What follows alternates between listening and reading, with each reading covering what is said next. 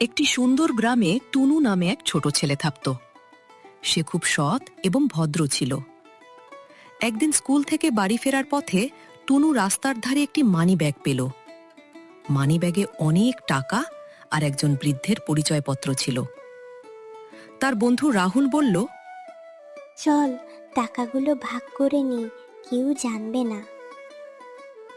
টুনু মাথা নেড়ে বলল, না, এটা আমাদের নয়।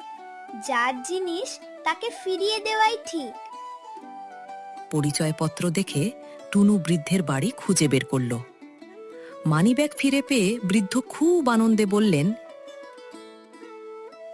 বাবা, এই টাকাগুলো আমার ওষুধ কেনার জন্য ছিল। তুমি না পেলে আমি বড় বিপদে পড়তাম। বৃদ্ধ টুনুকে পুরস্কার দিতে চাইলেন, কিন্তু টুনু হাসি মুখে বলল, আপনার হাসি আমার সবচেয়ে বড় পুরস্কার। কয়েকদিন পরে স্কুলে এই ঘটনার কথা জানাজানি হলো। প্রধান শিক্ষক সবাইকে বললেন, টুনুর মতো সৎ মানুষই সমাজকে সুন্দর করে তোলে।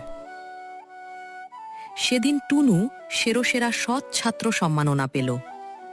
তার বন্ধুরাও প্রতিজ্ঞা করল তারা সব সময় সত্য কথা বলবে এবং অন্যের জিনিস কখনো নিজের বলে নেবে না।